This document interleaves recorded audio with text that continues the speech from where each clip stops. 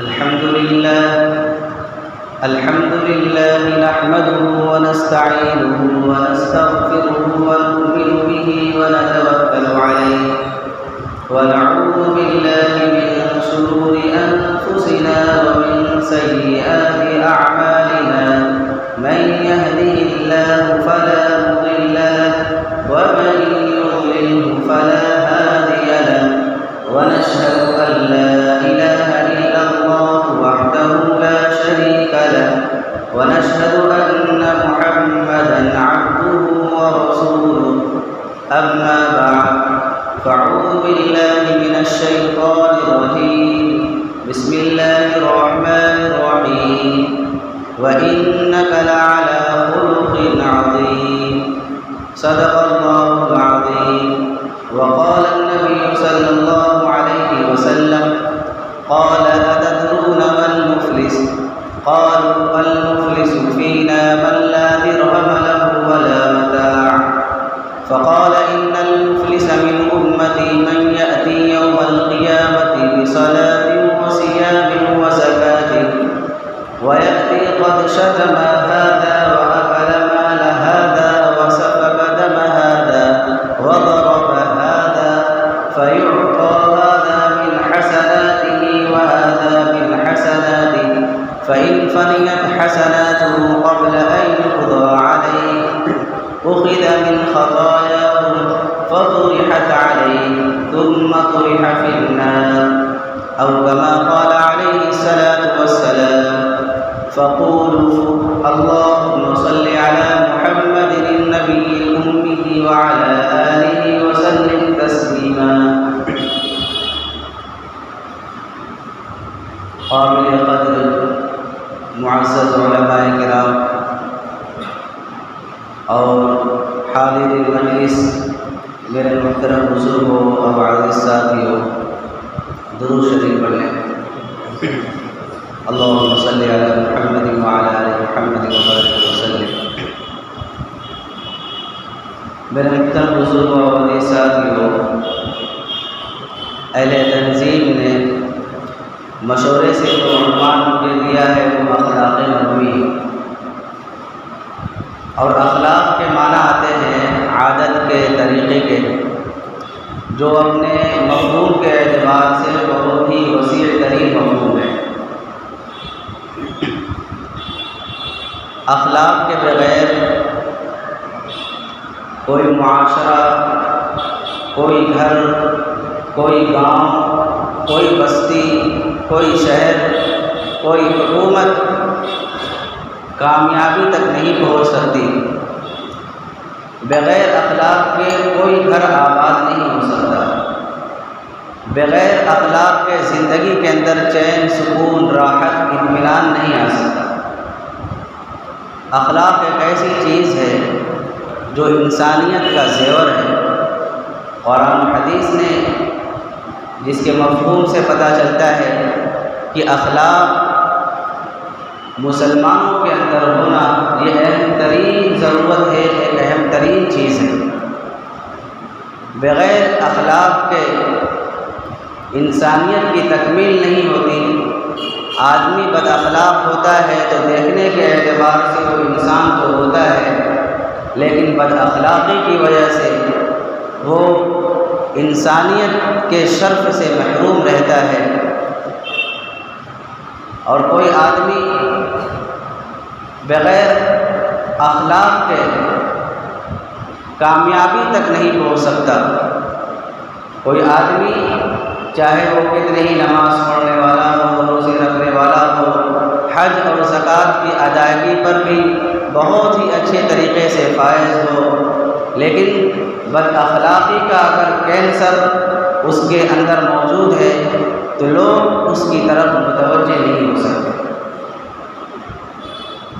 عام طور سے اخلاق ہم اور آپ یہ سمجھتے ہیں کہ اخلاق یہ ہے کہ کوئی آدمی کسی سے ہنس کر کے بول لیا، کوئی کسی سے خندہ پیشانی سے ملاقات کر لیا، کوئی مسکرا کر کے کسی سے مخاطب ہو گیا، کسی نے کسی کا اکرام کر لیا، نرمی سے کسی نے بات کر لی. ہم یہ سمجھتے ہیں بس اخلاق کسی کا نام ہے.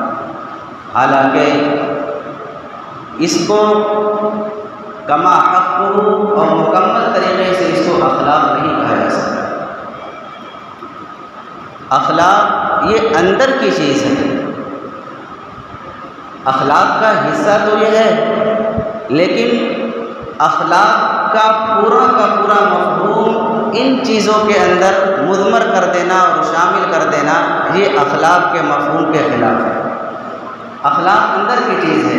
بہت سے لوگ آپ سے ملاقات تو کریں گے بہت ہی مسکرا کر کے، بہت ہی خندہ پیشانی سے، بہت ہی اچھی طریقے سے ملاقات تو کریں گے آپ سے، لیکن اندر بغض ہے، عداوت ہے، نفرت ہے، وہ آدمی آپ سے جلتا ہے، تو بتاؤ پھر یہ اخلاق کہاں ہے؟ اخلاق اندر کی چیز ہے۔ اندر اخلاق ہوتا ہے تو اس کا ظہور اعضاء سے ہوتا ہے، اس کا ظہور چہرے سے ہوتا ہے، اس کا ظہور بات چیت سے ہوتا ہے۔ یہ اخلاق کے نتیجے تو ہیں، اخلاق کا نتیجہ تو کہا جا سکتا ہے، لیکن مکمل اخلاق نہیں کہا جا سکتا، کیونکہ اخلاق اندر کی چیز ہے۔ ووٹ مانگنے والا سیاسی آدمی آپ کے پاس آئے گا ووٹ مانگنے کے لیے، بہت ہی خندہ پیشانی سے بات کرے گا، حالانکہ نہ اس سے آپ سے محبت ہے نہ آپ کو اس سے کوئی محبت ہے۔ ایک دکاندار آپ سے بہت ہی خندہ پیشانی سے بات کر رہا ہے، حالانکہ وہ مطلب کے لیے آپ سے بات کر رہا ہے۔ ایک آدمی رشتے کے لیے گیا تو وہ خندہ پیشانی سے اچھی طریقے سے اس کا اعزاز اکرام ہو رہا ہے کہ بھائی یہ ہمارے رشتے کو قبول کر لے۔ اخلاق اندر کی چیز ہوتی ہے۔ ایک آدمی کسی سے معاملہ کرتا ہے مطلب کے لیے نہیں، اخلاق اپنے دل کو، اپنے سینے کو نفرتوں سے، بغض سے، عداوت سے، کینے سے اور اپنے کینے سے، حسد سے اس کو پاک رکھا جائے، اس کا نام ہے اخلاق۔ اور میرے نبی نے یہ تعلیم دی ہے کہ اپنے آپ کو بغض سے، عداوت سے، نفرت سے اپنے سینوں کو پاک رکھو۔ ایک مرتبہ آپ صلی اللہ علیہ وسلم نے بیٹھے ہوئے تھے، چند صحابہ بیٹھے ہوئے تھے ساتھ میں، ایک صحابی آئے ہاتھ میں جوتا لے ہوئے، داڑھی سے وضو کے پانی ٹپک رہے۔ حضور نے فرمایا اگر کسی جنتی کو دیکھنا ہے تو اس کو دیکھو۔ ایک دن ہوا، دوسرے دن بھی اسی طرح بیٹھے تھے، وہ صحابی پھر اسی طریقے سے تشریف لائے، پھر حضور نے فرمایا کسی جنتی کو دیکھنا ہے تو اس کو دیکھ لو۔ اسی طریقے سے تیسرے دن بھی اسی طریقے سے واقعہ پیش آیا، اور پھر حضور نے فرمایا کہ اگر کسی جنتی کو دیکھنا ہے تو اس شخص کو دیکھ لو۔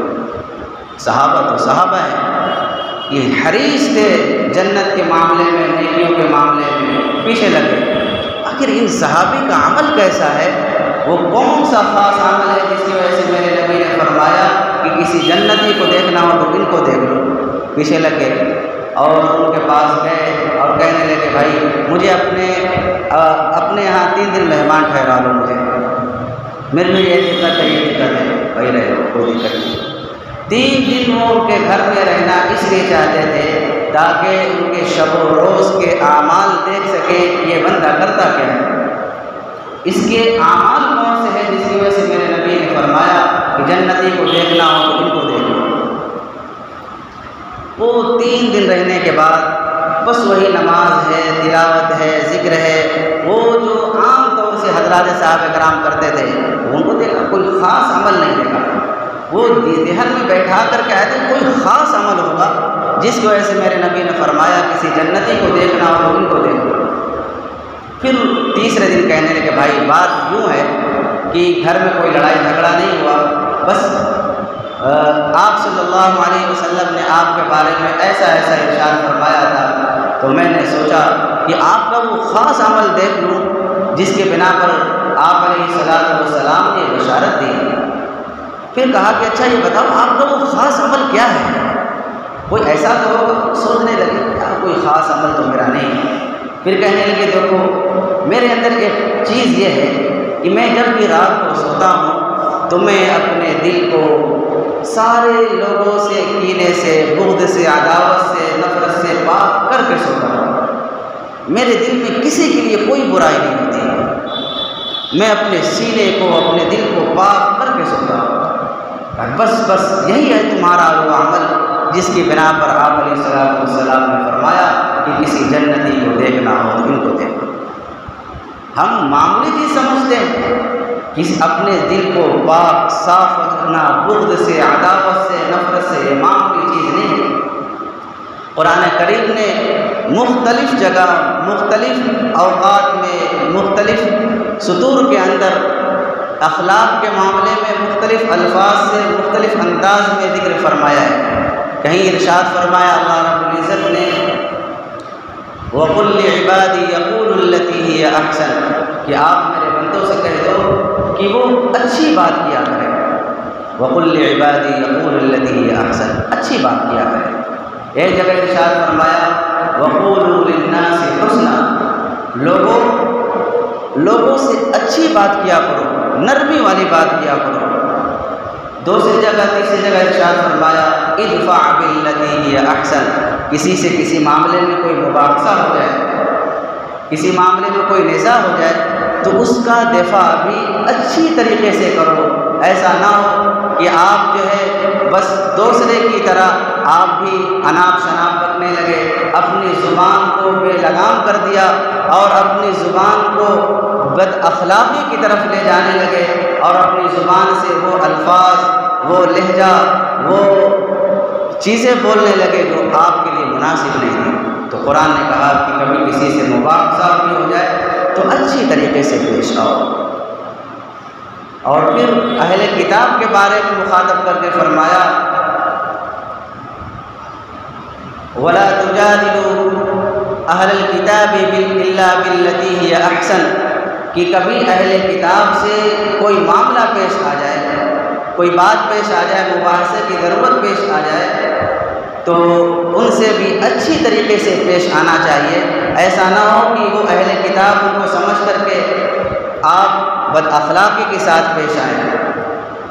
کسی فرقے سے، کسی معاملے میں کسی سے کوئی بات چیت ہو جائے تو ہمیشہ یہ چاہیے کہ یہ نہ دیکھے کہ یہ آدمی جو ہے ہمارے معاشرے سے نہیں ہے یا ہمارے دین سے نہیں ہے، ہمارے شریعت پر نہیں ہے تو ہم اس سے بد اخلاقی سے پیش آئیں۔ شریعت نے کہا کہ نہیں۔ پھر آگے فرمایا الا باللتی الا بینک وبینہ عداوۃ کأنہ ولی حمیم، جب آپ اس سے نرمی کے ساتھ پیش آئیں گے اور اچھائی کے ساتھ پیش آئیں گے اور اس سے اچھے سلوک سے پیش آئیں گے تو پھر آپ دیکھیں گے کہ وہ آدمی جو آپ کا دشمن تھا، وہ آدمی جو آپ سے بد اخلاقی کے ساتھ پیش آتا تھا، وہ آدمی مہربان ہو جائے گا اور وہ آدمی آپ کا دوست بن جائے گا، وہ آدمی آپ کے ساتھ خیرخواہی چاہے گا۔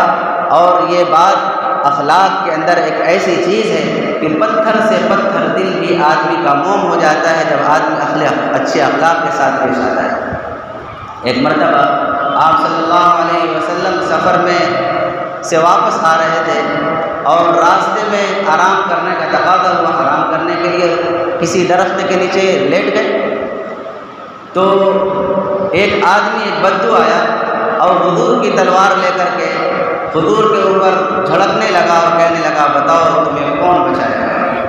اللہ کے رسول صلی اللہ علیہ وسلم نے مسکرا کر کے فرمایا اللہ بچائے گا۔ تو حضور کا روب تو ایسے ہی روب تھا اور حضور کی روب سے اس کے بدن پر کب کبھی تاری ہوئی اور کب کبھی اور لرزے کی وجہ سے اس کے ہاتھ سے وہ تلوار چھوٹ گئی اور حضور نے وہ تلوار لی اور کہا کہ اب بتاؤ تمہیں کون بچائے گا؟ وہ کہنے لگا بس آپ ہی ہمیں بچا سکتے ہیں اور کون بچا سکتا ہے، ایمان والا تو تھا نہیں۔ حضور نے کہا جاؤ تمہیں معاف کرتا ہوں۔ یہ معاف کرنا، یہ درگزر کرنا اس کے دل میں اسلام کی محبت اور حضور کی محبت کو داخل کر دیا۔ تو ادفع باللتی ہی احسن، حضور نے اس کا دفاع اچھائی کے ساتھ کیا، عفو درگزر کے ساتھ کیا، نرمی کے ساتھ کیا۔ آپ کے ساتھ کوئی بدتمیزی سے پیش آتا ہے تو انسانی فطرت ہے غصہ آتا ہے، کوئی اگر اونچے لہجے میں، اونچی آواز میں بھی بات کرتا ہے تو انسانی فطرت ہے غصہ آتا ہے۔ اور حضور جب غصہ ہوتے تھے تو حضور کی یہ عادت تھی کہ حضور کسی پر جھڑپتے نہیں تھے، حضور بہت زیادہ آواز میں کسی سے چلا کر کے بات نہیں کرتے تھے، حضور جب غصہ ہوتے تھے ان کی علامت یہ ہوتی تھی کہ چہرے انور بالکل سرخ ہو جاتا تھا، بالکل انار کی طرح۔ سرخ تو تھا ہی پہلے، لیکن غصے کی حالت میں اور بھی زیادہ سرخ ہو جاتا تھا۔ اور یہاں پہ ایک رگ تھی جو غصے کی حالت میں پھڑکنے لگتی تھی، اور کسی سے اگر ناراض ہیں، مثال کے طور پر ابو ہریرہ ادھر سے آ رہے ہیں، ان سے ناراض ہیں، تو بس حضور کی ناراضگی ایسی ہوتی تھی، السلام علیکم یا رسول اللہ، چہرے انور کو پھیر لیا کرتے تھے۔ ادھر سے کوئی آ رہا ہے اور حضور سے ناراض ہے کسی معاملے میں، حضور نے چہرے انور کو پھیر لیا، یہ حضور کی ناراضگی ہوا کرتی تھی۔ حضرت انس رضی اللہ تعالیٰ عنہ کہتے ہیں میں حضور کے ساتھ تقریباً 10 سال رہا، 10 سال خدمت کرتا رہا حضور کی۔ اس 10 سال کے عرصے میں حضور نے نہ مجھے کبھی ڈانٹا، نہ کبھی بولا، اور نہ ہی کسی معاملے میں اناپ شناپ بکا، بہت ہی اخلاق کے ساتھ پیش آتے تھے۔ یہ حضور کے اخلاق تھے۔ اسی لیے میرے نبی نے فرمایا کہ سب سے اچھا مسلمان وہ ہے، سب سے اچھا مسلمان وہ ہے جو اپنے گھر والوں کے ساتھ اچھا معاملہ کرتا۔ دوسری جگہ ارشاد فرمایا سب سے اچھا مسلمان وہ ہے جو اپنی بیوی کے ساتھ اچھے اخلاق سے پیش آتا ہو۔ کیوں فرمایا؟ کیونکہ سب سے زیادہ انسان کا جو معاملہ پیش آتا ہے وہ گھر والوں کے ساتھ ہوتا ہے، اور جب آدمی جس کا سب سے زیادہ جس کے ساتھ معاملہ پیش ہوتا ہو وہ اسی کے ساتھ بدتمیزی کر رہا ہو، وہ اسی کے ساتھ اچھے اخلاق سے پیش نہ آتا ہو، تو پھر وہ دوسرے کے ساتھ اچھے معاملات کیا کرے گا؟ اور پھر دوسری بات یہ ہے کہ آدمی کے شب و روز، دن رات اور بہت سارے معاملات گھر والوں کے ساتھ ہوتے ہیں، اس سے انسان کا پتہ چلتا ہے کہ آدمی کتنے اچھے اخلاق والا ہے، کیسا آدمی ہے۔ کیونکہ آدمی بہت سے ایسے لوگ ہوتے ہیں جو نماز بھی پڑھتے ہیں، جو تلاوت بھی کرتے ہیں، اور بہت باہر کی زندگی میں لوگ ان کو سمجھتے ہیں بہت اچھا آدمی ہے، بڑا نیک آدمی ہے، بڑا نرم مزاجی سے پیش آتا ہے، بڑے اچھے اخلاق ہیں، لیکن گھر میں بڑا بدتمیز ہوتا ہے، وہ اپنی بیویوں کے ساتھ بہت ہی بدتمیزی کے ساتھ پیش آتا ہے۔ یہ اخلاق نہیں، کیونکہ آدمی کا معاملہ گھر والے ہی بتلائیں گے کہ یہ آدمی کیسا تھا، اس کے اخلاق کیسے تھے، اس کے کردار کیسے تھے، اور اس کے معاملات کیسے ہیں، یہ گھر والے سے زیادہ کوئی نہیں جانتا۔ اس لیے میرے نبی نے خلاصے کے طور پر فرمایا کہ جو آدمی اپنے گھر میں سب سے زیادہ اچھا ہو، جو اپنے گھر والوں کے ساتھ سب سے اچھا برتاؤ کرتا ہو، بس یہ سمجھ لو وہ سب سے اچھے اخلاق والا ہے۔ قرآن کریم نے ایک جگہ ارشاد فرمایا وَإِذَا خَاطَبَهُمُ الْجَاهِلُونَ قَالُوا سَلَامًا۔ نیک لوگوں کے اوصاف کو بیان فرمایا کہ نیک لوگ کیسے ہوتے ہیں۔ نیک لوگ ایسے ہوتے ہیں وَإِذَا خَاطَبَهُمُ الْجَاهِلُونَ کہ جب جاہل لوگ ان سے مخاطب ہوتے ہیں تو وہ کہہ دیتے ہیں کہ السلام علیکم، یا پھر سلامتی کے ساتھ ان کے پاس سے وہ گزر جاتے ہیں، ان سے کوئی بحث و مباحثہ نہیں کرتے۔ وہ جانتے ہیں کہ جاہلوں کو سمجھانا بہت ہی بیکار، اور جاہلوں کو سمجھایا نہیں جا سکتا۔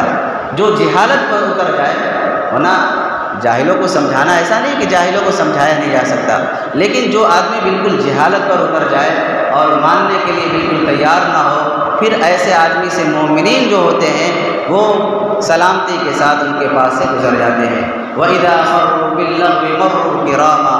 جب لغو بات کی طرف سے، لغو چیز کی طرف سے جب مومنین گزرتے ہیں تو شرافت کے ساتھ گزر جاتے ہیں، شرافت کے ساتھ۔ کہیں ناچ گانے ہو رہے ہیں، کہیں گناہوں کی منڈیاں آباد ہیں، کہیں کھیل تماشے ہو رہے ہیں، اللہ کی نافرمانیاں ہو رہی ہیں، ایک مسلمان ادھر سے گزرتا ہے تو مسلمان کو چاہیے کہ شرافت کے ساتھ، اکرام کے ساتھ، نیچی نگاہ کر کے وہاں سے گزر جائے، نہ کہ اس کھیل تماشے کی وہ زینت بن کر کے رہ جائے، نہ کہ وہ کھیل تماشوں کا ایک حصہ بن کر کے رہ جائے۔ وَإِذَا مَرُّوا بِاللَّغْوِ مَرُّوا كِرَامًا۔ بس اوقات آدمی کھیل تماشوں کا عادی ہوتا ہے اور فحاشی عریانیت کا عادی ہوتا ہے، کہیں ڈانس ہو رہا ہے، کہیں گانے بج رہے ہیں، وہ کھڑا ہو کر کے دیکھنے لگا۔ یہ بھی اخلاق کے خلاف ہے۔ اخلاق کا تعلق ایک تو بندوں کے ساتھ ہوتا ہے، ایک اپنے اللہ رب العزت کے ساتھ ہوتا ہے۔ اللہ کی نافرمانی کرنا یہ بھی بد اخلاقی ہے، اللہ کے حکم خلاف چلنا یہ بھی بد اخلاقی ہے۔ اور پھر لقمان حکیم نے اپنے بیٹے کو مخاطب کر کے فرمایا، یا بنی اقیم الصلاۃ وامر بالمعروف وانہ عن المنکر، اے میرے بیٹے نماز کو قائم کر اور اچھی باتوں کا حکم کر اور بری باتوں سے منع کر، اور واصبر علی ما اصابک، جو اس کام کے کرنے پر جو مصیبتیں آئیں اس پر صبر کر، اس پر صبر کر۔ ان ذلک من عزم الامور، یہ عزیمت کے کاموں میں سے ہے، یہ ہمت کے کاموں میں سے ہے۔ ولا تصاعد خدک للناس، اور لوگوں سے تکبر کے ساتھ پیش نہ ہو، یہ قرآن اخلاق سکھا رہا ہے۔ آپ مالدار ہو گئے یا کسی عہدے پر فائز ہو گئے، میرے نبی نے یہ تعلیم دی ہے کہ لوگوں کے ساتھ اچھے اخلاق کے ساتھ پیش آؤ، تکبر نہ کرو۔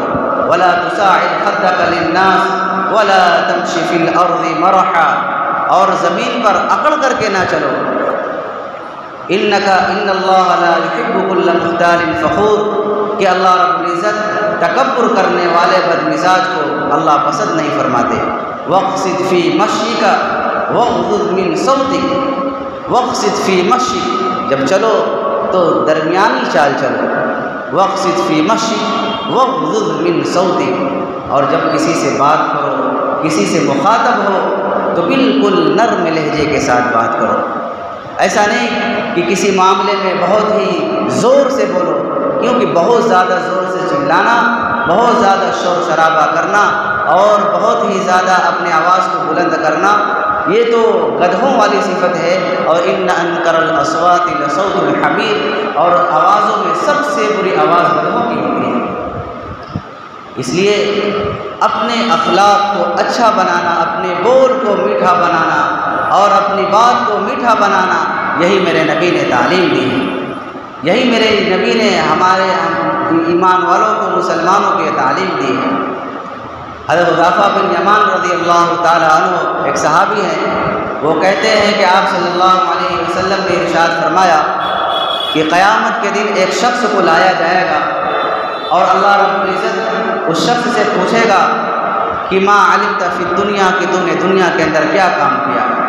تو وہ کہے گا یا ربی، کہ میرے رب کہ آپ نے مجھے مال دیا تھا، دولت دیا تھا، اور میرا معاملہ یہ تھا فَكُنْتُ يُبَايِعُ النَّاسَ، میں لوگوں سے بیع و شراء کرتا تھا، میں لوگوں سے خرید و فروخت کرتا تھا، میں لوگوں سے لین دین کرتا تھا، اور میرا حال یہ تھا کہ جو آدمی بہت زیادہ امیر ہے اور استطاعت اور طاقت رکھتا ہے، کبھی اس کے ساتھ کوئی معاملہ پیش آ جاتا تھا، کوئی تنگی پیش آ جاتی تھی، میں اس کے لیے آسانی کرتا تھا، جاؤ آج نہیں کل دے دینا پیسے، کل نہیں پرسوں دے دینا، میں اس کے لیے آسانی پیدا کرتا تھا۔ اور پھر اگر کوئی آدمی غریب ہے تو مستقل میں اس کے لیے مہلت دیتا تھا کہ تمہارے پاس نہیں ہے، جب تمہارے پاس پیسے آ جائیں گے جب تم مجھے دے دینا۔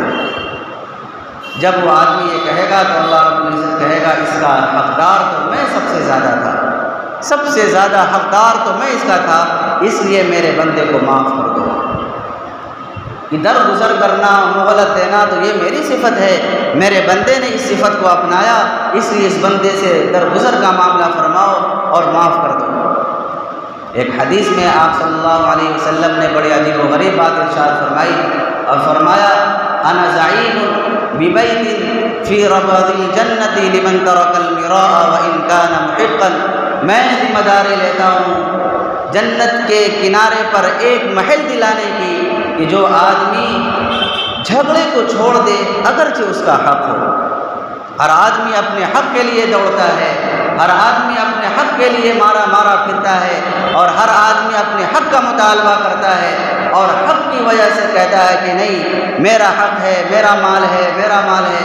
میرے نبی نے فرمایا تو دنیا کو چھوڑ دے، تو اپنے حق کو چھوڑ دے، تو اپنے حق کو معاف کر دے اور جنت میں ایک کنارے پر مجھ سے محل لینے کی ذمہ داری لے لے۔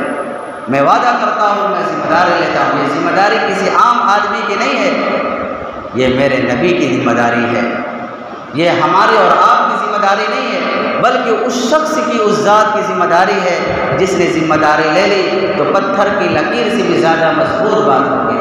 پھر آگے فرمایا وَبِبَيْتٍ فِي وَسَطِ الْجَنَّةِ لِمَنْ تَرَكَ الْكَذِبَ وَإِنْ كَانَ مَازِحًا، کہ لوگوں کہ تم جھوٹ بولنا چھوڑ دو، اور جنت کے اندر میں جنت کے بیچ میں ایک محل دلانے کی ذمہ داری لیتا ہوں، بس تم جھوٹ بولنا چھوڑ دو، چاہے تم مذاق میں بھی ہو چاہے حقیقت میں ہو، تم جھوٹ بولنا چھوڑ دو۔ آج کا مسلمان، آج کا تاجر، آج کا دکاندار یہ کہتا ہے کہ میں جھوٹ نہیں بولوں گا تو کام کیسے کروں گا، میں جھوٹ نہیں بولوں گا تو میرا کاروبار کیسا چلے گا۔ میرے بھائیوں، وہ اللہ اتنا کمزور نہیں ہے، وہ اللہ اتنا مجبور اور لاچار نہیں ہے کہ ہمارے کاروبار چلانے کے لیے جھوٹ کا سہارا لینا پڑے۔ حضرات صحابہ کرام نے بھی کاروبار کیا، تجارت کی، بیع و شراء کیا، لیکن کبھی جھوٹ کا سہارا نہ لیا۔ جھوٹ کا جو سہارا نہیں لے گا اور صرف اس وجہ سے جھوٹ کو چھوڑ دے کہ میں اپنے نبی کی بات پر جھوٹ بولنا چھوڑتا ہوں، آج سے میں نے جتنا جھوٹ بولا میں اس سے توبہ کرتا ہوں، میں اس سے استغفار کرتا ہوں، میں چھوڑتا ہوں، آج کے بعد میں جھوٹ نہیں بولوں گا، اور میں صرف اس وجہ سے جھوٹ بولنا چھوڑ رہا ہوں کہ میرے نبی نے یہ ذمہ داری لی ہے، انشاءاللہ میرے نبی اللہ سے وہ محل جو جنت کے اندر ہوگا وہ مجھے ضرور ملے گا۔ جو آدمی صدق دلی سے جھوٹ کو چھوڑ دے تو انشاءاللہ وہ محل اس کو ضرور ملے گا۔ پھر آگے فرمایا وَبِبَيْتٍ فِي أَعْلَى الْجَنَّةِ لِمَنْ حَسُنَ خُلُقَهُ، کہ میں جنت کے اعلیٰ ترین درجے پر ایک محل دلانے کی ذمہ داری لیتا ہوں، جو آدمی اپنے اخلاق کو اچھا کر لے، جو آدمی اپنے اخلاق کو عمدہ بنا لے، کیونکہ اخلاق سے ہی اسلام کے اندر حسن پیدا ہوتا ہے۔ بغیر اخلاق کے آدمی روزہ بھی رکھتا ہے، نماز بھی پڑھتا ہے، حج پر حج بھی کرتا ہے، تہجد گزار بھی ہے، تلاوت بھی کرتا ہے، اشراق اور چاش اوابین کا اہتمام بھی کرتا ہے، لیکن اخلاق اس کے پاس نہیں ہے، تو پھر یہ سمجھ لو یہ انسان اللہ کے ہاں قابل گرفت ہے، اس کے اخلاق اچھے نہیں ہیں، لوگ اس کی زبان سے، لوگ اس کے بات سے، لوگ اس کے ہاتھ سے محفوظ نہیں ہیں، تو یہ آدمی کل قیامت کے دن قابل گرفت ہوگا، قابل پکڑ ہوگا۔ نماز، روزے، حج، زکوٰۃ یہ اسلام کی بنیاد ہے۔ بنیاد کو گھر نہیں کہا جاتا، بنیاد کے بعد اس کے اوپر چھت کی ضرورت پڑتی ہے، چھت لگنے کے بعد ہی آدمی اس بنیاد سے فائدہ اٹھاتا ہے، اور اسلام کی چھت اچھے اخلاق ہے، اسلام کی چھت اچھے اخلاق ہیں۔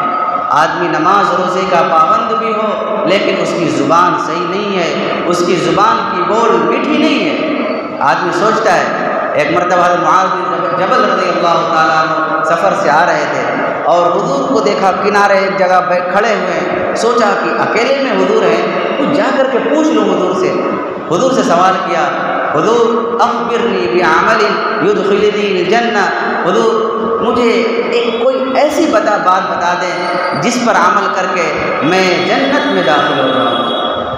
حضور نے فرمایا سألتنی عن عظیم وإنه لیسیر علی من یسرہ اللہ، اے معاذ رضی اللہ تعالیٰ عنہ بہت بڑا سوال کیا ہے، اللہ آسان کر دے تو آسان ہو جاتا ہے۔ پھر حضور نے تفصیل سے بیان فرمایا کہ وہ نماز پڑھو، روزے رکھو اور حج کرو، زکوٰۃ ادا کرو، پھر اس کے بعد آگے اور بھی تفصیل بیان فرمائی۔ پھر حضور نے فرمایا ان سب کا خلاصہ بتاؤں میں، ان سب کا خلاصہ، ان سب کا نچوڑ بتلاؤں میں؟ کہا یا رسول اللہ ضرور۔ حضور نے اپنی زبان کو باہر نکالا اور نکال کر فرمایا اس کو قابو میں رکھو، یہ دین کا بادشاہ ہے، اس کو قابو میں رکھو، یہ دین کا بادشاہ ہے، اس کو تم نے قابو میں کر لیا تو یہ سمجھ لو تم دین کے اور مسلمانوں کے بادشاہ بن گئے، اور اس پر قابو نہیں کیا، سب کچھ کر رہے ہو، اس پر قابو نہیں کیا، سب نماز روزے زکوٰۃ یہ سب کے سب بیکار ہو جائے گا تمہارا۔ اس زبان کے اندر مٹھاس بھی ہے، اس زبان کے اندر کڑواہٹ بھی ہے، اس زبان کے اندر ملنا ملانا بھی ہے، اس زبان کے اندر نفرت بھی ہے، عداوت بھی ہے، اس زبان کے اندر محبت بھی ہے اور اس زبان کے اندر نفرت بھی ہے، اس زبان کے اندر زہر بھی ہے اور اس زبان کے اندر اس زہر کا دریافت بھی ہے، اس زبان کے اندر لوگوں کے دلوں کو جیت لینا بھی ہے اور اس زبان کے اندر لوگوں کے دلوں کو چھلنی کر دینا بھی ہے، اس زبان کے اندر امن و امان شانتی بھی ہے اور اس زبان کے اندر فسادات اور فتنے بھی ہے۔ آدمی ایک بیان دے دے اور لوگوں کو ایسا جھنجھوڑے، لوگوں کے اندر لڑا کر کے وہ چلا جائے، ایک زبان کی وجہ سے لوگ ایک دوسرے کے دشمن بن جاتے ہیں، ایک دوسرے کے خون کے پیاسے بن جاتے ہیں، اور ایک زبان کی وجہ سے آدمی کہتا ہے وہ فلاں یوں کرتا ہے، فلاں یوں کرتا ہے، وہ فلاں عالم وہ ایسا کرتا ہے، وہ مدرسے میں پڑھانے والا ایسا کرتا ہے، مدرسے میں کام کرنے والے ایسے کرتے ہیں، وہ خانقاہ والے ایسے کرتے ہیں، وہ تبلیغ یوں کرتے ہیں، وہ جماعت میں جانے والے یوں کرتے ہیں۔ کبھی تم نے بھی سوچا میں کیا کرتا ہوں؟ کبھی اپنے من میں ڈوب کر پاجا سراغ زندگی، کبھی تم نے بھی سوچا میں کیا کرتا ہوں؟ کبھی آدمی اپنے آنکھ کے ذریعے سے لوگوں کے عیب کو دیکھتا ہے، لوگوں کی کمی اور کوتاہی کو دیکھتا ہے اور لوگوں کے عیب کو تلاش کرتا ہے، کبھی یہ نہیں دیکھتا کہ میرے اندر کتنے عیب ہیں، میرے اندر کتنے عیب ہیں۔ میرے بھائیوں، آدمی اس آنکھ کے ذریعے سے لوگوں کی گندگیوں کو دیکھتا ہے، لیکن خود اپنے آنکھ کے اندر کوئی ٹنکا پڑ جائے، کوئی ایسی چیز پڑ جائے تو اس کو خود نہیں دیکھ سکتا۔ اس لیے میرے بھائیوں، اپنی زبان کو، اپنی بات کو میٹھی بناؤ، ولا تجسسوا، لوگوں کے عیب کو تلاش نہ کرو، لوگوں کے عیب کو تلاش نہ کرو، اور بے عیب والا آدمی کھوجو گے تو تنہا رہ جاؤ گے۔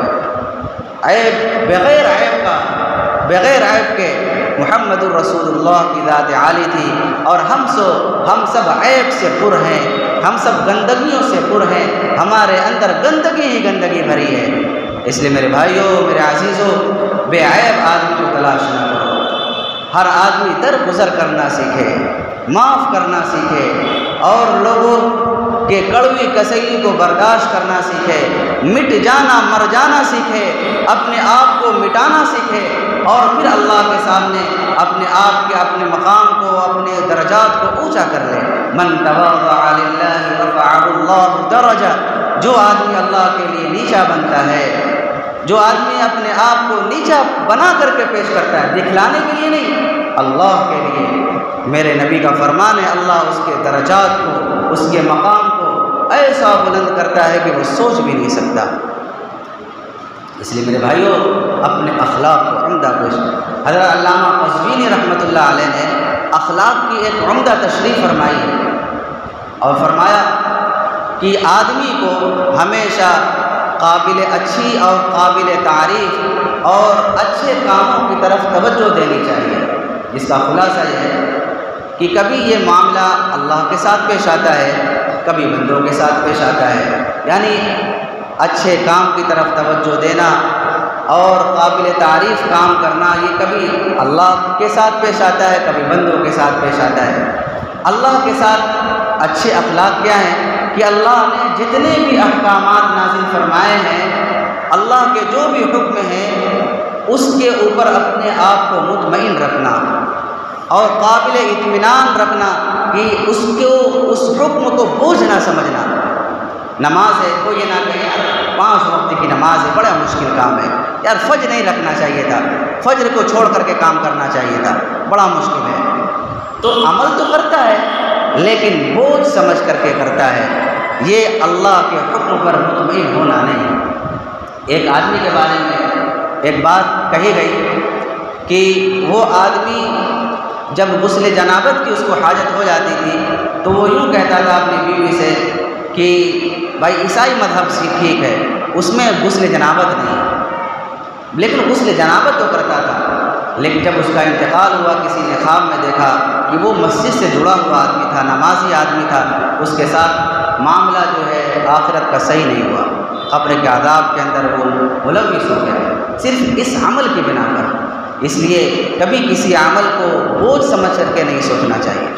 اور بندوں کے ساتھ معاملہ یہ ہے، بہت اہم ترین بات میں عرض کر رہا ہوں، بندوں کے ساتھ معاملہ یہ ہے کہ اپنے حق کے اندر گنجائش رکھنا، اپنے حق کا کسی سے مطالبہ نہ کرنا، نہ زبان سے نہ دل سے، کہ کسی نے کچھ آپ کے حق کو ادا کر دیا تو ٹھیک ہے، آپ کے حق کو ادا نہیں کیا تو کوئی شکایت نہیں ہونی چاہیے۔ اپنے حق کے معاملے میں گنجائش رکھنا اور دوسرے کے حق کو ہر حال میں ادا کرنا، یہ دو چیزیں ایسی ہیں اگر کوئی آدمی سیکھ لے تو اپنی زندگی کو خوشگوار بنا سکتا ہے تو مشکل ضرور، لیکن اس کے بغیر اپنی زندگی کو خوشگوار بنانے کے لیے اس کے بغیر کوئی چارہ کار نہیں، کہ جہاں بھی لڑائی جھگڑا ہوتا ہے وہ اپنے حق کا مطالبے کے لیے ہوتا ہے، اور آدمی اپنے حق کے اندر رعایت کر لے، گنجائش رکھ لے اور دوسرے حق کو ہر حال میں ادا کرے تو پھر اس کی زندگی خوشگوار بنے گی، اچھی بنے گی،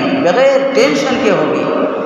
اور اس کا خلاصہ علامہ قزوینی رحمۃ اللہ علیہ نے ارشاد فرمایا کہ جیسے مثال کے طور پر آپ بیمار پڑ گئے، کوئی عیادت کرنے کے لیے نہیں آیا، دل کے اندر یہ ہے فلاں رشتہ دار ہے، فلاں دوست ہے، فلاں دوست ہے، کوئی نہیں آیا، کوئی بات نہیں، درگزر کر دو۔ آپ نے کسی سے سلام کیا، سلام کا جواب نہیں ملا، کوئی بات نہیں، درگزر کر دو۔ آپ لمبے سفر سے واپس آئے اور کوئی آپ کی خیریت معلوم کرنے کے لیے نہیں آیا، درگزر کر دو۔ آپ اسی طریقے سے کہیں رشتہ آپ نے بھجوایا، آپ کے رشتے کو قبول نہیں کیا گیا، درگزر کر دو۔ آپ نے کہیں سفارش کی اور اس سفارش کو قبول نہیں کیا گیا، درگزر کر دو۔ یہ نہیں سوچو میں فلاں ہوں، میں فلاں ہوں، میری سفارش کو قبول نہیں کیا، میری اس سے اتنی اچھی بنتی تھی وہ نہیں قبول کیا، درگزر کر دو، درگزر کر دو۔ آپ کسی سے بات کر رہے ہو کسی محفل کے اندر، وہ آپ کو توجہ ہی نہیں دے رہا ہے، درگزر کر دو۔ آپ کسی کے یہاں مہمان بن کر کے گئے، آپ کا اکرام ہی نہیں ہوا، درگزر کر دو۔ جب آدمی یہ مزاج بنا لے گا، یہ مزاج بنا لے گا تو پھر وہ کسی سے اس کے لیے کوئی نہ شکایت ہوگی، نہ کوئی گلہ ہوگا، اور نہ کسی کے بارے میں کوئی بغض، عداوت، نفرت ہوگی۔ اب پھر کوئی آدمی بیمار ہو گیا تو یہ نہ سوچو کہ میری عیادت کے لیے نہیں آیا تھا، میں بھی نہیں جاؤں گا، نہیں، آپ اس کے حق کو ادا کرو، آپ اس کے حق کو ادا کرو۔ میرے نبی نے فرمایا سل من قطعک، جو تیرے سے توڑے تو اس سے جوڑ، واعط من حرمک، جو تجھے محروم کرے تجھے اسے عطا کر اور دے۔ ایک مرتبہ جو ہے واقعہ لمبا ہو جائے گا بہرحال، تو آپ علیہ الصلوۃ والسلام نے فرمایا کہ جو تجھے محروم کرے تو اس کو اور عطا کر، اور پھر فرمایا واعف عمن ظلمک، جو تیرے اوپر ظلم کرے تو اسے معاف فرما دے، درگزر کر دے۔ اور آپ صلی اللہ علیہ وسلم نے یہ کام کر کے دکھلایا، لوگوں سے درگزر فرمایا۔ فتح مکہ کے موقع پر بڑے بڑے کافروں کو، بڑے بڑے مشرکوں کو جنہوں نے ظلم کی انتہا کر دی تھی اور ظلم کے حد کو پار کر دیا تھا، ان حضرات کو بھی آپ علیہ الصلوۃ والسلام نے معاف کر کے دکھلایا، درگزر کر کے دکھلایا۔ حضرت اکرمہ بن ابی جہل جو حضور کو نقصان پہنچانے میں بہت پیش تھے، غزوہ بدر کے اندر، غزوہ احد کے اندر، ہر لڑائی کے اندر پیش تھے، تو جب فتح مکہ ہوا تو وہ ڈر کر کے بھاگ گئے، کہیں ایسا نہ ہو کہ حضور ہم سے جو ہے اس کا بدلہ لیں، بھاگ گئے۔ ان کی بیوی مسلمان ہو گئی، ان کی بیوی حضور کی خدمت میں آؤ، کہنے لگے حضور میرے شوہر کے لیے امن دے دے۔ حضور نے کہا کہ جاؤ، امن ہے۔ پھر اس کے بعد ان کی بیوی ان کو تلاش کرنے کے لیے گئی، یہاں تک کہ چلتے چلتے چلتے وہ تہامہ کے ساحل پر پہنچ گئے تھے اور وہ کشتی پر بیٹھ گئے تھے، اور کشتی والوں نے سارے لوگوں سے کہا بھائی اخلاص والے کلمے پڑھ لو۔ وہ کہا کون سے اخلاص والے کلمے ہیں؟ تو کشتی بان نے کہا لا الہ الا اللہ، کہ بھائی اسی سے تو بھاگ کر کے آ رہا ہوں، وہی تم پڑھوا رہے ہو۔ تو بہرحال ان کی بیوی نے کپڑے کے ذریعے سے اشارہ کیا، تو ان کے شوہر نے اشارہ کو سمجھا اور قریب آئے اور کہا کہ کہاں تم بھاگ رہے ہو؟ جس سے تم بھاگ رہے ہو وہ تو بڑا صلہ رحمی کرنے والا ہے، وہ تو بڑا امن دینے والا ہے، وہ تو بہت ہی پیار اور محبت بانٹنے والا ہے، اور انہوں نے آپ کو امن دے دیا ہے۔ تعجب ہو رہا ہے، مجھے امن دے دیا؟ کہ ہاں انہوں نے آپ کو امن دے دیا۔ جب ان کی بیوی لے کر کے آ رہی تھی ان کو، تو راستے میں اپنی خواہش پوری کرنے کے لیے کہا، بیوی تھی تو کہا کہ نہیں، آپ کافر ہو، میں مسلمان ہوں، یہ کام کے لیے آمادہ نہیں ہو سکتی، آپ پہلے مسلمان ہو جاؤ۔ بہرحال انہوں نے اس عزم پر، اس ارادے پر انہوں نے کہا کہ لگتا ہے جس کام کے لیے تم مجھے لے جا رہے ہو بڑا اونچا کام ہے۔ بہرحال حضور کو جب یہ محسوس ہوا کہ اکرمہ آ رہے ہیں تو حضرات صحابہ کرام سے کہا کہ دیکھو اکرمہ آ رہے ہیں، اور ان کے سامنے ان کی والد کے بارے میں کچھ نہیں کہنا۔ ان کے والد ابو جہل جو بہت بڑا کافر تھا، بہت بڑا مشرک تھا، اور حضور کو بہت تکلیفیں دی، اس تکلیف دینے والے انسان کے بارے میں میرا نبی فرما رہا ہے اس کے باپ کو برا نہیں کہنا، اس کے باپ کو ان کے سامنے مت کچھ کہنا، کیونکہ اگر ان کے باپ کو کچھ کہو گے تو اس کو تکلیف ہوگی۔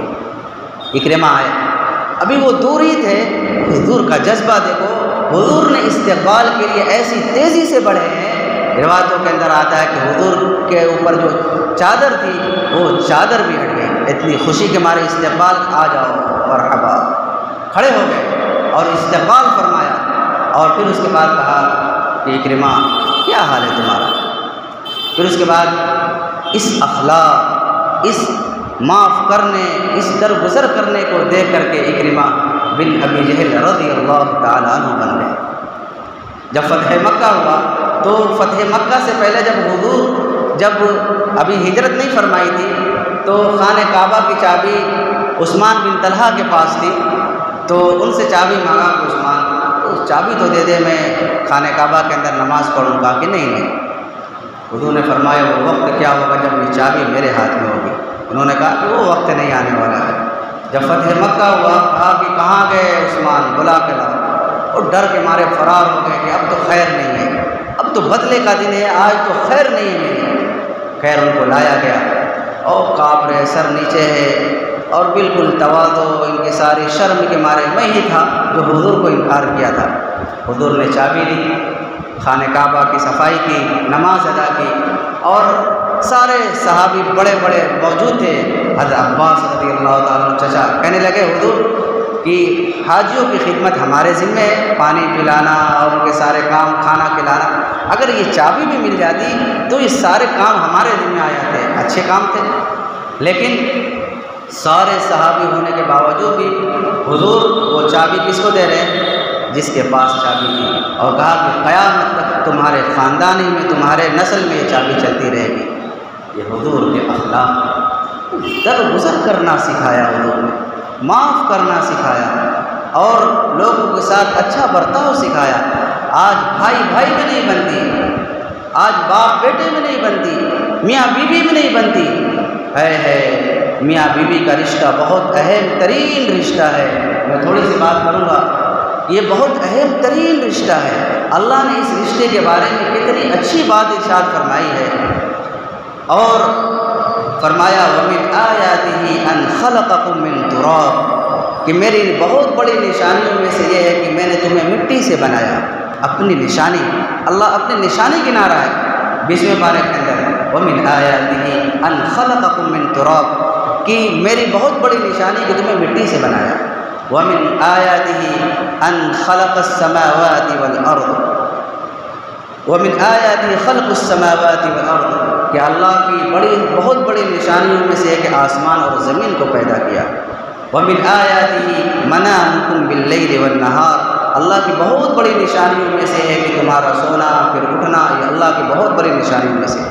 وَمِنْ آيَاتِهِ أَن يُرْسِلَ الرِّيَاحَ مُبَشِّرَاتٍ، کہ اللہ کی بہت بڑی نشانیوں میں سے ایک نشانی یہ بھی ہے کہ گرم ہوائیں ایک دم ٹھنڈی ہو کر کے بارش کی خوشخبری لے کر کے اور بادل کو لے کر کے آتی ہے۔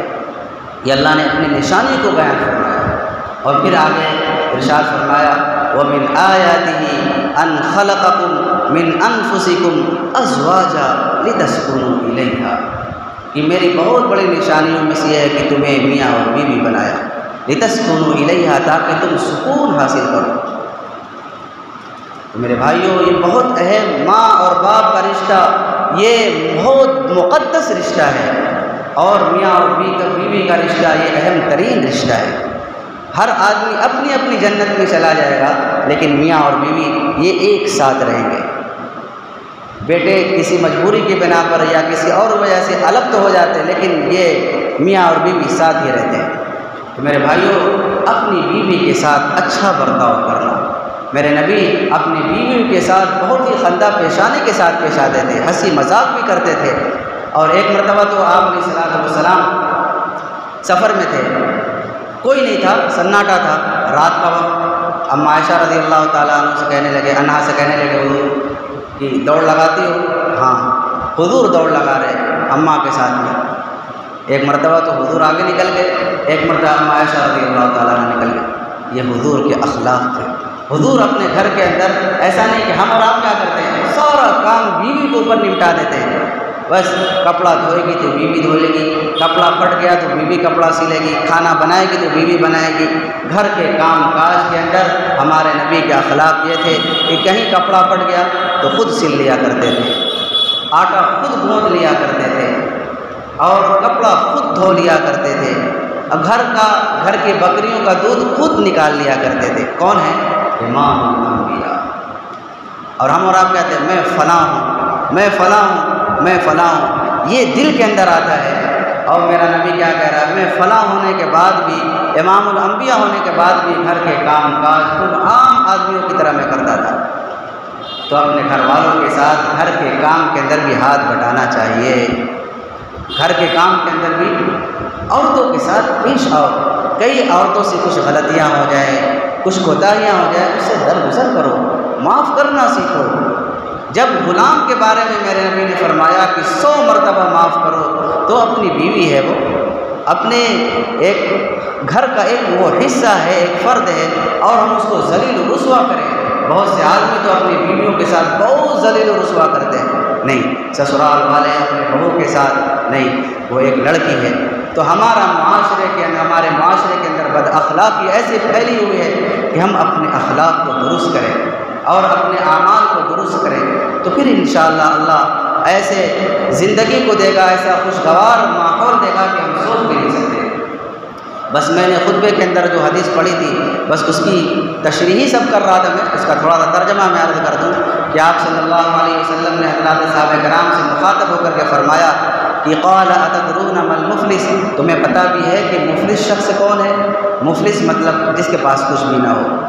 تو حضرات صحابہ کرام نے کہا کہ قالوا المفلس فینا من لا درہم له ولا متاع، ہماری نگاہ میں تو مفلس شخص وہ ہے جس کے پاس پیسے بھی نہ ہو، کچھ بھی نہ ہو، نہ درہم ہو، نہ دنانیر ہو، کچھ بھی نہ ہو، بالکل کچھ بھی اس کے پاس نہ ہو۔ تو آپ صلی اللہ علیہ وسلم نے فرمایا کہ نہیں، بلکہ قالوا المفلس فینا من لا درہم له ولا متاع،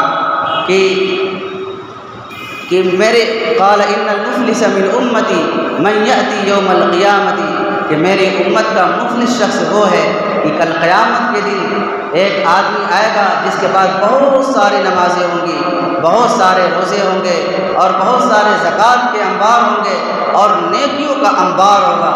لوگ دیکھ کر کہیں گے ہائے یہ کیسا نیک شخص ہے، کیسا آدمی ہے، لیکن حال کیا ہوگا؟ وَيَأْتِي قَدْ شَتَمَ هَذَا، کسی کو اس نے گالی دیا ہوگا، کسی کو سدایا ہوگا، وَأَكَلَ مَالَ هَذَا، کسی کا مال کھایا ہوگا، کسی کے مال کو غصب کر لیا ہوگا، وَأَكَلَ مَالَ هَذَا وَسَفَكَ دَمَ هَذَا، کسی کا خون بہایا ہوگا، وَضَرَبَ هَذَا، کسی کو مارا ہوگا۔ غرض خلاصہ یہ ہے کہ اپنی زبان سے، اپنے ہاتھ سے، اپنے پاؤں سے، اپنے جسم کے کسی بھی حصے سے کسی کو بھی اس نے تکلیف پہنچائی ہوگی، اس کو اذیت دی ہوگی، تو ایسا پہاڑ جیسا نیکیوں والا آدمی بھی، اللہ کے حبیب نے فرمایا لوگ آئیں گے، اے اللہ اس نے مجھے گالی دی تھی، اے اللہ اس نے مجھے ستایا تھا، اے اللہ اس نے میرا مال کھایا تھا، تو اللہ رب العزت اس کی نیکیوں میں سے، اس کی نماز میں سے، اس کی تلاوت میں سے، اس کے ذکر میں سے اٹھا کر کے اس مطالبہ کرنے والے شخص کو دے دے گا۔ پھر دوسرا بھی آئے گا، اللہ میرے ساتھ اس نے یہ ظلم کیا تھا، پھر اس کی نیکیوں میں سے اٹھا کر کے کچھ دے دیا جائے گا۔ پھر آئے گا کوئی ایک شخص، اے اللہ میرے ساتھ اس نے یہ ظلم کیا تھا، پھر اس کی نیکیوں میں سے اٹھا کر کے دے دیا جائے گا۔ فَإِنْ فَنِيَتْ حَسَنَاتُهُ قَبْلَ أَنْ يُقْضَى عَلَيْهِ قَبْلَ أَنْ يُقْضَى مَا عَلَيْهِ، کہ ابھی مطالبہ کرنے والے آتے رہیں گے، اور جس کو لوگ دیکھ کر کے یہ کہہ رہے تھے بڑا نیک آدمی ہے، اس کی نیکیاں ختم ہو جائیں، پھر کیا ہوگا؟ اخذ من خطایا، ان کی برائیوں کو جن کے ساتھ ظلم کیا تھا ان کی برائیوں کو اس نیک آدمی کے ساتھ جو نیک تھا اس نیک آدمی کے ساتھ اس کے اوپر ڈال دیا جائے گا۔ اخذ من خطاياهم فطرحت عليه ثم طرح في النار، حالانکہ دیکھنے میں کتنا نیک صالح تھا، اور اس کو گھسیٹ کر کے جہنم کے اندر پھینک دیا جائے گا۔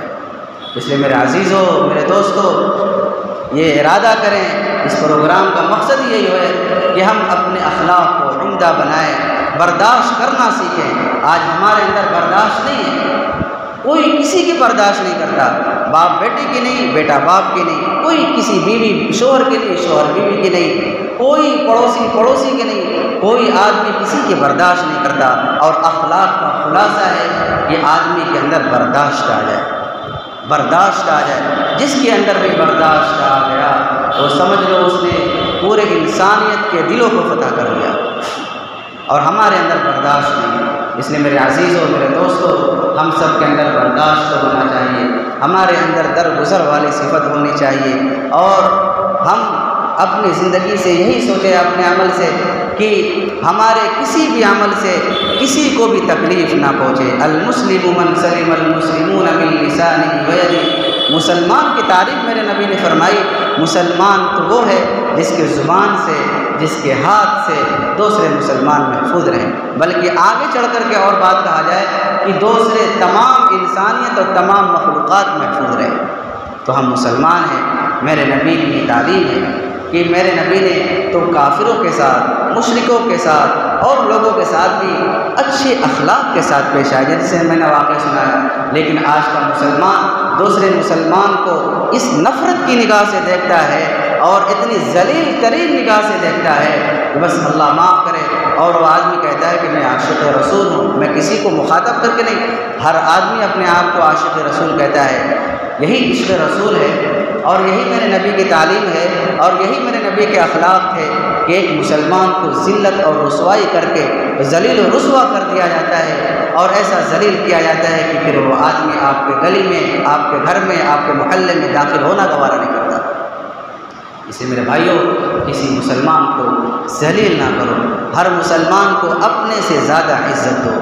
تو اس لیے کہیں ایسا نہ ہو کہ میری نمازیں، میرے روزے، میرے ساری نیکیاں ہمیں کسی کو تکلیف دینے کی وجہ سے یہ سب کے سب حقارت ہو جائے۔